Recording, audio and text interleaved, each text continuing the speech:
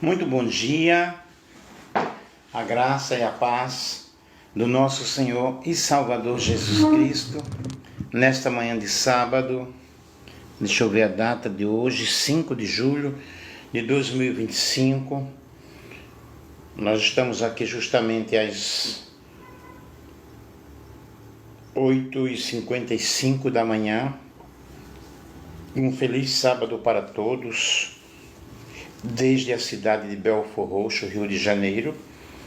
Aqui é o pastor Nelson Andrade, teólogo, bacharel em teologia, doutorado em teologia, PhD, psicanalista, poeta, escritor e, em primeiro lugar, um servo de Deus. Eu peço a você nesta manhã que você possa compartilhar aí com outras pessoas. Nós iremos falar sobre o perfil da igreja do arrebatamento. É muito interessante nós falarmos sobre este assunto. A igreja que se prepara para o eminente arrebatamento, vamos ler aqui em 1 Tessalonicenses, no capítulo 4, versículo 15 ao 18. Que nesta manhã você possa desfrutar deste momento glorioso em que iremos falar a palavra do Senhor. E nos diz assim a palavra do Senhor nosso Deus. 1 Tessalonicenses, capítulo 4, versículo 15 ao 18. Dizemos, pois, isto pela palavra do Senhor, que nós, os que ficarmos vivos para a vinda do Senhor, não precederemos os que dormem, porque o mesmo Senhor descerá do céu com alarido e com voz de arcanjo, com a trombeta de Deus, e os que morrerem em Cristo ressuscitarão primeiro. Depois nós, os que ficarmos vivos, seremos arrebatados juntamente com Ele nas nuvens a encontrar o Senhor nos ares, e assim estaremos sempre com o Senhor. Portanto, consolai-vos uns aos outros com estas palavras. Um feliz sábado, que Deus possa abençoar a todos vocês de uma forma toda especial e compartilhem com outras pessoas para que todos possamos ser edificados em Cristo Jesus. A igreja do arrebatamento é frequentemente caracterizada por algumas qualidades e práticas específicas na teologia cristã, especialmente dentro do meio pentecostal, e outras denominações que acreditam, que creem no arrebatamento da igreja antes da grande tribulação. Essas características não são necessariamente marcas formais aceitas por todas as denominações, mas são frequentemente mencionadas em estudos, em discussões sobre o tema arrebatamento da igreja. É um assunto muito importante, necessário para o momento presente, porque sabemos que os acontecimentos, tudo que está envolvendo a história da humanidade, tudo que está acontecendo no mundo, são sinais demonstrativos justamente da vinda do Senhor Jesus Cristo, ou seja, do arrebatamento da igreja. Nós vemos aqui este tema muito importante, muito interessante, com a falta de escritores pentecostais sobre temas teológicos como soteriologia, escatologia. Nós temos visto o crescimento significante de crentes assembleanos, buscando na teologia das igrejas históricas respostas de ensino sobre tais doutrinas, sobre os acontecimentos e principalmente sobre o arrebatamento da igreja. O arrebatamento da igreja está inserido na escatologia. A escatologia é uma ciência das coisas futuras, e o ensino do arrebatamento é mais claramente apresentado em 1 Tessalonicenses, capítulo 4, o versículo 13 ao 18, quando nós vemos aí, nesta passagem, falando sobre o arrebatamento da igreja. Nesta passagem, Paulo, ele enfatiza aos seus leitores de pessoas que estiverem vivos na ocasião do arrebatamento, que serão transformadas, porque este corpo não herdará o reino de Deus, mas passará por uma grande transformação. Ao som da trombeta de Deus, os que morreram em Cristo ressuscitarão primeiro, e os vivos seremos transformados e arrebatados, e todos subiremos juntamente com os demais ao encontro do Senhor nos ares. A palavra arrebatamento produz a palavra grega arpazo, que significa dominar por meio de força ou capturar. E ocasionalmente nós observamos o Novo Testamento que usa esta palavra arpazo com o sentido de roubar, de arrastar ou carregar para muito distante, carregar para muito longe. Também ela pode ser usada no sentido de levar embora com uso de força. Entretanto, nós temos aqui um propósito, um terceiro uso mais significativo da palavra arrebatamento, que diz, na realidade, respeito ao Espírito Santo, levando o crente, levando a pessoa de um lugar para outro.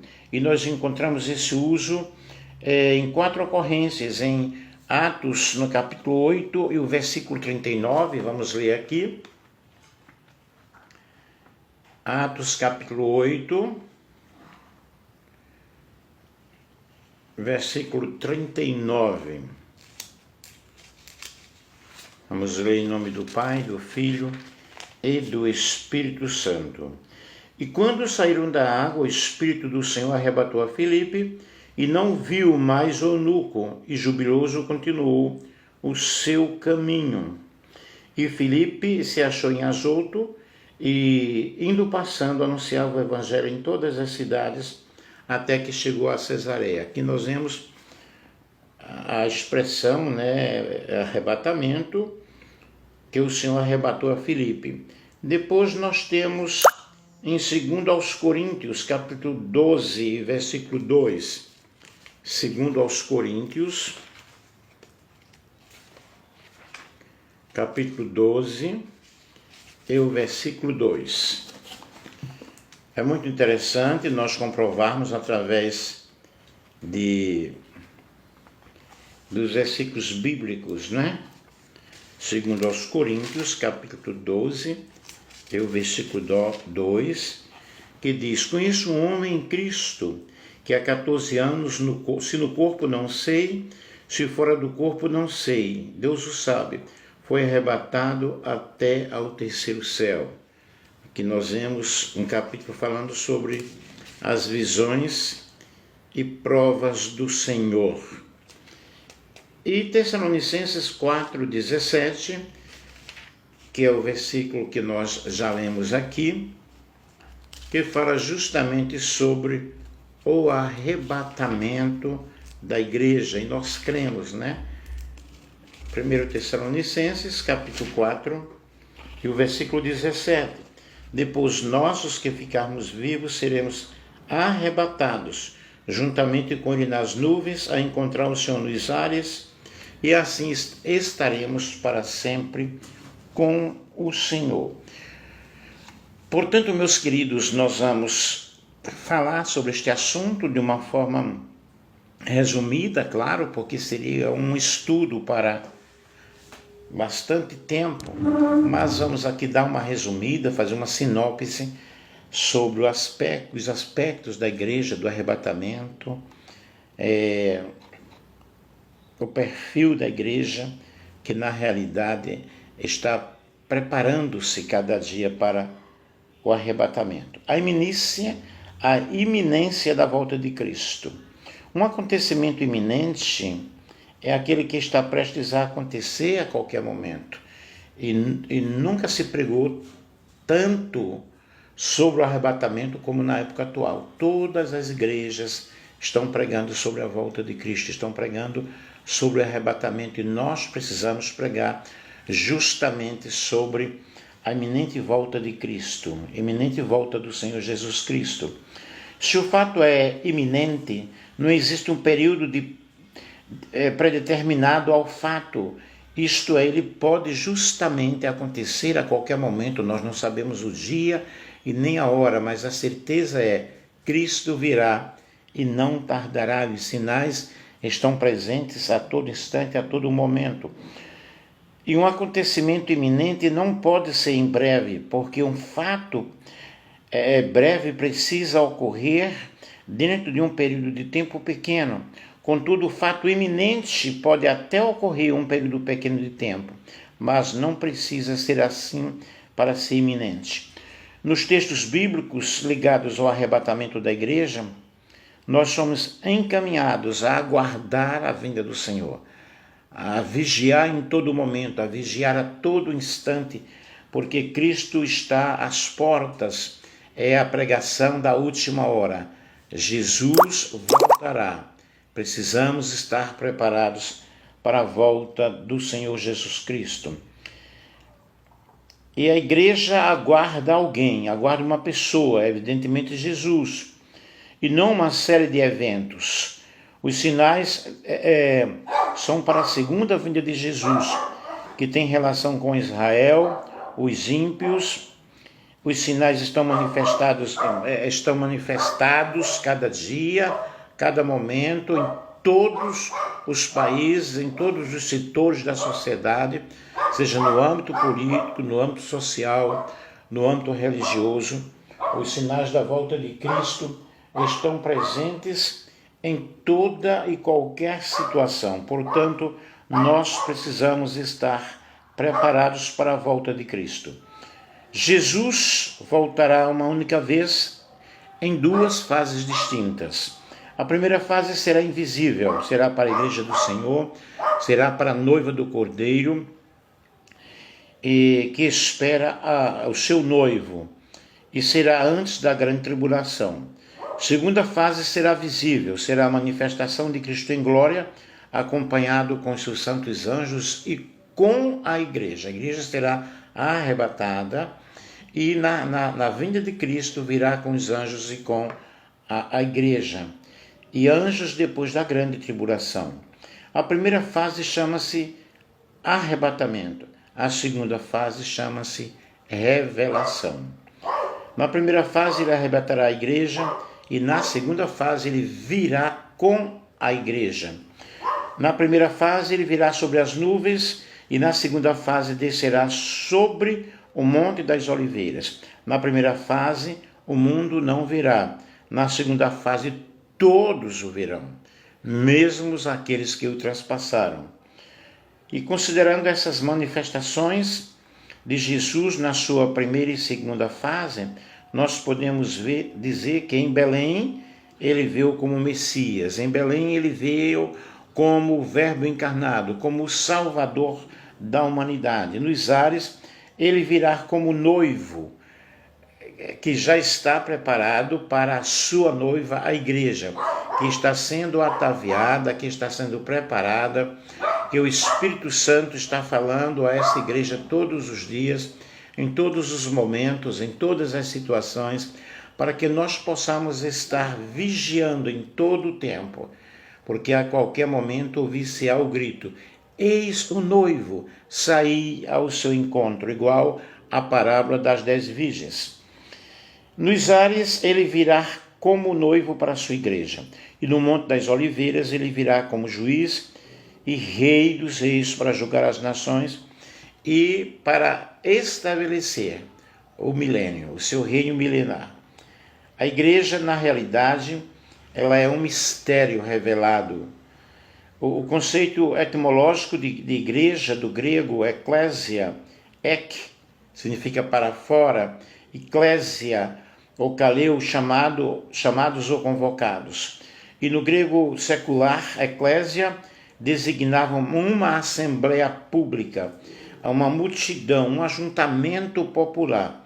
E nesse sentido, a igreja é alguém que sai da sua casa para se reunir fora dela, mas no conceito espiritual é alguém que saiu desse sistema, né? Do sistema pecador, desse sistema confuso, imperfeito, para reunir-se com o Senhor, para estar com o Senhor. E Paulo ele usa diversas metáforas, diversas simbologias para falar sobre a igreja. Ele fala que a igreja é a família de Deus, que a família é a lavoura de Deus, que é edifício de Deus, tabernáculo para a habitação de Deus. E a igreja finalmente é chamada a noiva do Cordeiro, a noiva de Cristo, preparada e ataviada para o seu esposo. E o apóstolo João, no livro de Apocalipse, ele escreveu muito bem, ele explicou muito bem sobre a noiva do Cordeiro. Nós observamos que a palavra igreja, ela é um mistério. Paulo fala que a igreja estava oculta em sombra e no tipo do Antigo Testamento. Os dois maiores tipos da igreja, nós observamos Rebeca, né? E uma noiva achada, uma noiva preparada pelo Espírito Santo e preparada para encontrar com seu noivo. Outro tipo de igreja nós encontramos no Velho Testamento, a Raabe, aquela que se tornou israelita por causa do cordão de escarlate na janela do livramento. Outro tipo de igreja nós podemos encontrar em Abigail, e se tornou a esposa do rei depois que Nabal morreu. Outro tipo, nós vemos Ruth, a moabita, que foi redimida. Outro tipo, nós vemos Abisag, a sunamita, que esquentou Davi em sua velhice, sendo ela uma das concubinas do harém de Davi. Ela era virgem formosa e servia sem esperar nada. Nós vemos, tudo são simbologias, tudo são metáforas, é uma linguagem metafórica para explicar o que é a igreja. E nós vemos finalmente no livro de Cantares a Sulamita, a mais formosa entre as donzelas, a mais formosa entre as mulheres. Também podemos simbolizar, né, trazer essa simbologia para com a igreja.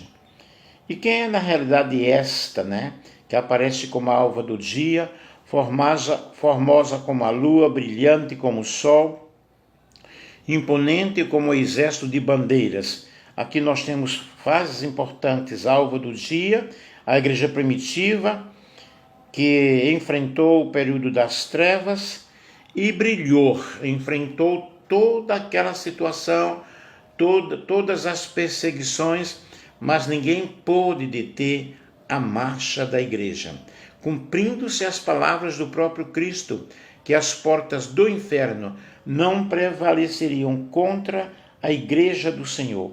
Formosa como a lua, a igreja das catacumbas romanas, a igreja perseguida, que enfrentou o clero romano, que enfrentou os leões famintos, mas a igreja continua firme, de pé, vencendo.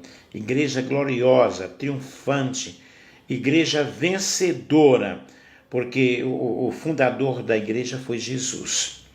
E Jesus nunca perdeu uma sequer batalha. Nós somos a igreja do Senhor. Brilhante como o sol, é a igreja da reforma, que trouxe a luz do evangelho para todas as nações, a justificação pela fé, a salvação pela graça, né? Somos justificados pela fé. Fomos alcançados pela graça de Deus. A graça de Deus, que é o favor imerecido do Senhor, a graça que abunda ou que abundou onde existiu ou onde existe o pecado. Um exército com bandeiras. Aqui se destaca realmente dois elementos da noiva que a caracteriza. Um exército, isso fala de uma igreja que será armada e que defende e que ataca. Um exército de bandeira, mas com bandeiras de vitórias, bandeiras cujas histórias foram formadas através do derramamento do sangue de muitos cristãos, mas a Igreja do Senhor, ela prevaleceu. E um exército com bandeiras, isso aponta sobre quem é e para quem ela marcha. Essas bandeiras são aquelas representações. O reino de Deus, né? A constituição bíblica da igreja, a mordomia da igreja, a adoração, a liturgia, a administração, as regras, os ensinamentos, as habilidades espirituais, os dons espirituais. A Igreja do Senhor, ela tem esse perfil, igreja santa, igreja gloriosa, sem mácula, sem ruga, igreja perfeita, igreja santificada, igreja que cresce. Estou falando aqui não de uma placa denominacional, mas estou falando da minha pessoa como igreja, de você como pessoa, de todas as raças, de todas as etnias, nações, povos e línguas. João também viu lá no Apocalipse, né? Esse grande exército marchando, esse grande exército triunfando, alcançando vitória. E o perfil da igreja do arrebatamento, meus queridos, é uma igreja santificada, é uma igreja gloriosa, é uma igreja que tem qualidades específicas.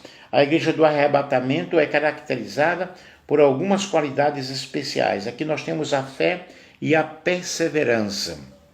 A igreja do arrebatamento é vista como uma igreja que mantém a sua fé, a sua perseverança, nunca desistiu em hipótese alguma, enfrentou todas as perseguições, todas as injustiças, todas as calamidades, enfrentou as fogueiras em que os cristãos eram queimados, os leões famintos, a arena romana, enfrentou o período da Inquisição, enfrentou as apostasias, e hoje nós estamos vivendo um período de muita apostasia, mas a verdadeira igreja, ela está prevalecendo. A igreja do arrebatamento é uma igreja fervorosa, é uma igreja cheia dos dons do Espírito Santo. Santidade e separação do mundo. A igreja do arrebatamento é vista como uma igreja que se separa do mundo, a busca da santidade diariamente. É a igreja que preocupa-se no estudo da palavra de Deus. O justo, o salvo, ele medita na lei do Senhor de dia e de noite. Ele é como uma árvore plantada junto a ribeiros de águas que dá o seu fruto na estação própria. É uma igreja que tem a presença do Espírito Santo. A igreja do arrebatamento é caracterizada pela atuação dos dons espirituais. O Espírito Santo atuando na vida da igreja. Cumprindo-se o dia de Pentecostes, quando todos estavam ali reunidos no mesmo lugar, veio o Espírito Santo que foi derramado sobre a vida da igreja. Todos falaram em outras línguas, conforme o Espírito Santo lhes concediam que falassem. E ali foi um derramar do Espírito Santo de uma forma objetiva, de uma forma específica. E nós vemos Paulo escrevendo em Romanos capítulo 12, falando sobre a atuação dos dons espirituais na vida da igreja. Os dons espirituais. Nós vemos Paulo escrevendo também aos Efésios, falando sobre outros tipos de dons. Nós vemos em Romanos, a igreja ela é coroada com os dons do Espírito Santo. É a presença do Espírito Santo. A igreja do arrebatamento é a igreja do amor e do serviço. É a igreja que ama. É o amor de Deus e ao próximo manifestado através do serviço da igreja. Quando eu estou falando de igreja, eu estou falando sobre você, sobre a minha vida. Nós somos o templo do Espírito Santo. Você é o templo do Espírito Santo. E quais são?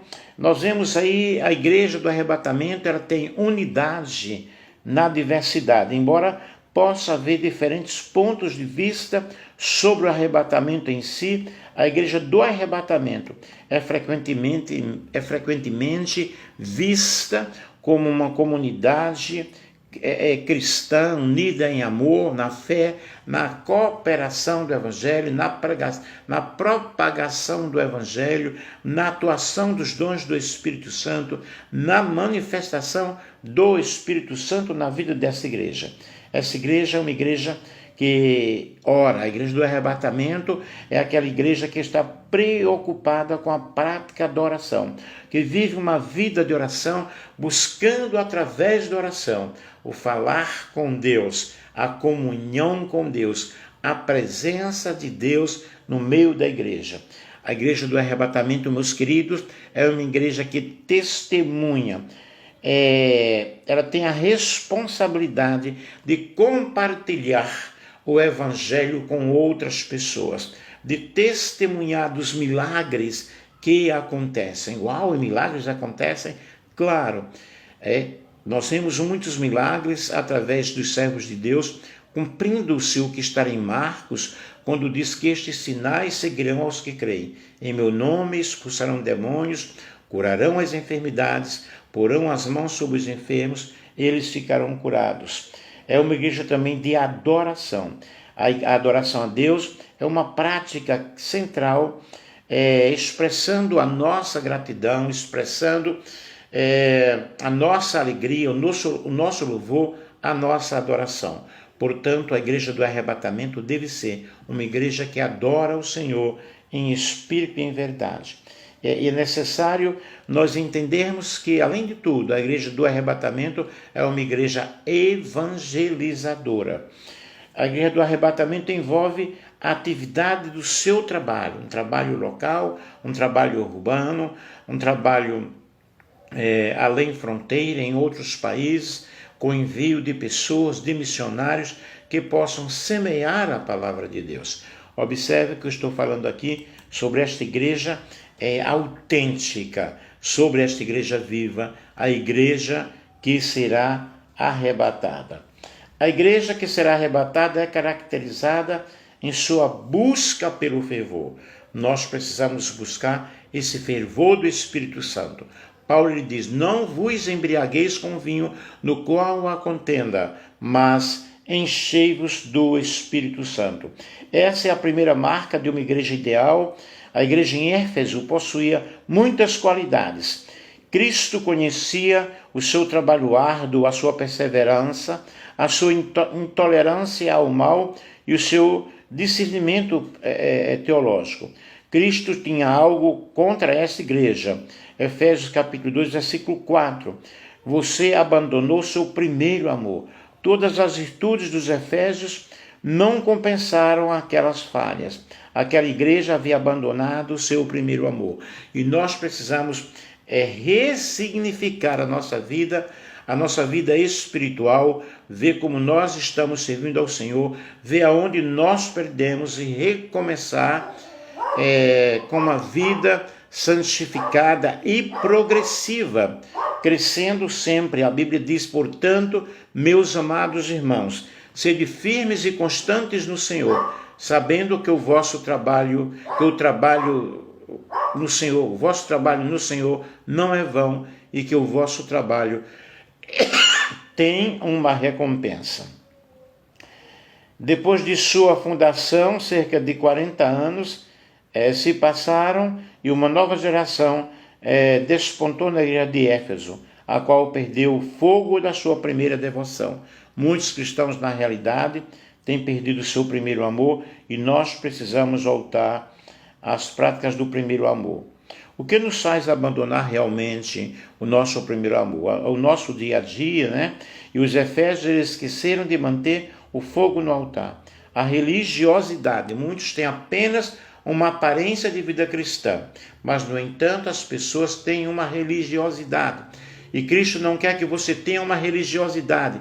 Cristo, ele quer que você tenha uma experiência genuína, uma experiência espiritual. A falta do amor e fervor, eles estavam preocupados com os outros e esqueceram de si. Nós precisamos manter a nossa chama viva, santa, progredindo, trabalhando.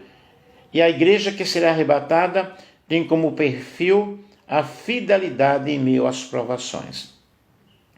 O sofrimento revela, na realidade, quem é a pessoa fiel. Passamos por provas, passamos por dificuldades e nós fomos chamados para servirmos ao Senhor até as últimas consequências, mesmo diante da hostilidade, mesmo diante da perseguição, nós temos que manter a nossa fé viva. O bispo da igreja, Policarpo, discípulo de João, foi apanhado, arrastado para uma arena. Tentaram intimidá-lo com as feras, ameaçaram-no com fogo. Ele respondeu ao procônsul: vocês me ameaçam com fogo que pode queimar apenas por alguns instantes. Respeito do fogo do juízo vindouro e do castigo eterno, reservado para o mal. Mas porque vocês demoram, façam logo o que tem que fazer. Seus algozes tentaram forçá-lo a blasfemar contra Cristo, mas ele respondeu: Eu sirvo há 86 anos, e ele sempre me fez bem.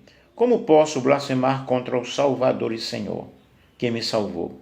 Os inimigos furiosos queimaram-no vivo em uma pira, enquanto ele orava e agradecia a Jesus o privilégio de morrer como mártir. Segundo Timóteo, capítulo 2, versículo 13. Se sofrermos, também com ele reinaremos.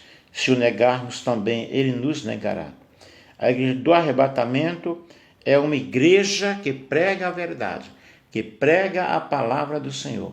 É uma igreja marcada pela sua sinceridade. Esta é realmente a igreja do arrebatamento. Em Pérgamo estava o trono de Satanás. A igreja de Pérgamo era dedicada à verdade. Assim Jesus se apresenta como aquele que tem a sua espada afiada de 2 gumes saindo da sua boca, simbolizando a palavra de Deus. Nós precisamos pregar a palavra de Deus a todo instante, a todo momento. A igreja do arrebatamento é uma igreja santa. Jesus se apresenta como aquele que reconhece e elogia as marcas positivas da igreja. Aqui nós vemos a igreja em Tiatira. Jesus descreve a igreja em Tiatira, destacando que a santidade é outra marca de uma igreja autêntica, de uma igreja viva. Portanto, meus queridos irmãos, a igreja,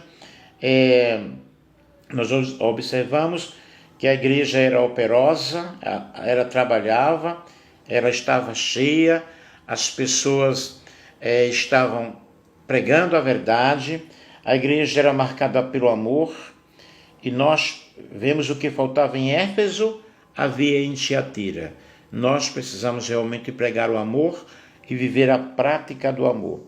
A igreja era marcada também por uma fé viva. A igreja do arrebatamento é uma igreja de muita fé, uma igreja gloriosa que vai ouvir o som da última trombeta, uma igreja que se mantém fiel.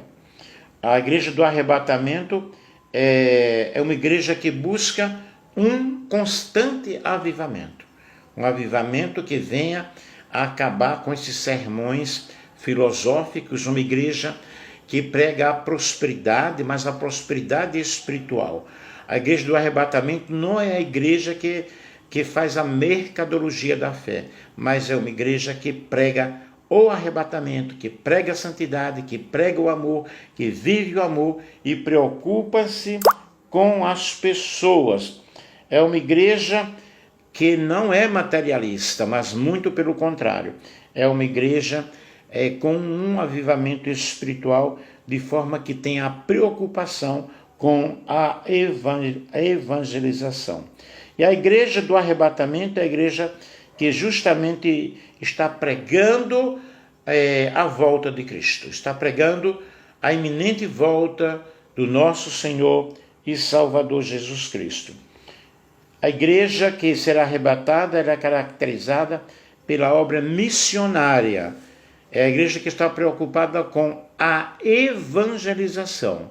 É a igreja que está preocupada não com crescimento econômico, mas é a igreja que está preocupada em ganhar almas para o reino dos céus, em ganhar alma para Cristo.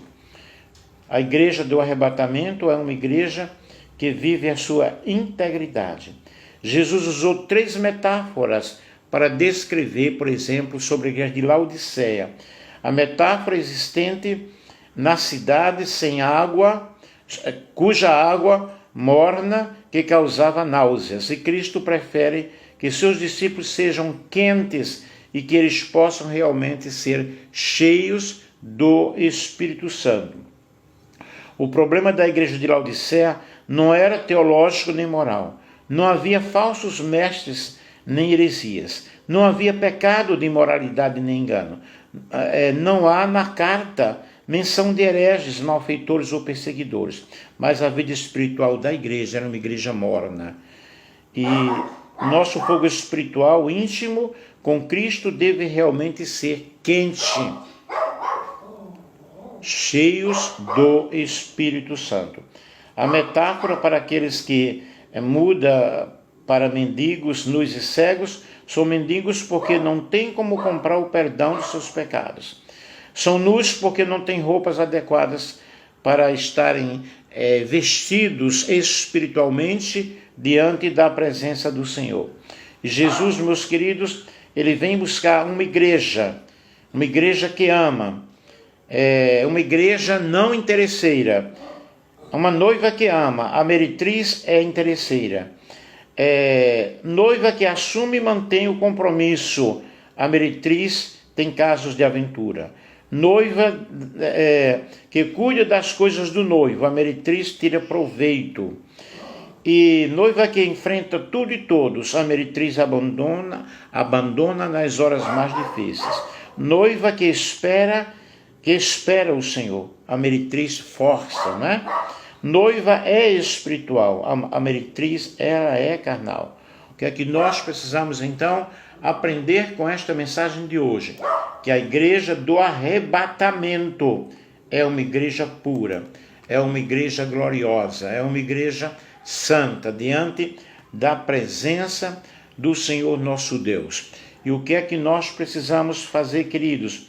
Nós precisamos entender que a igreja do arrebatamento é uma igreja pura, e Paulo diz que nós devemos permanecer como virgem pura, como sacerdotes puros que estão preparados aí para oferecer o seu sacrifício e que podem se casar com uma moça virgem. E Jesus ama essa igreja preparada, essa igreja do arrebatamento, né? Nós precisamos entender que o Senhor está às portas, e a igreja do arrebatamento, ela guarda a palavra do Senhor. Precisamos guardar a palavra do Senhor em nossos corações, em nossas vidas. E concluindo aqui, eu te pergunto: quais são as características da igreja arrebatada que estão presentes em tua vida? Precisamos ter muito cuidado, precisamos deixar o Senhor trabalhar em nossos corações e que nós possamos abrir o nosso coração, entregar o nosso coração ao Senhor. Pai amado, Pai querido, Pai santo, exaltado seja o nome do Senhor nesta manhã. Eu te peço, ó Deus, a tua bênção sobre as nossas vidas, que nós possamos, ó Pai, estar preparados para ouvirmos o toque da última trombeta. Ajuda-nos em nome de Jesus. Amém.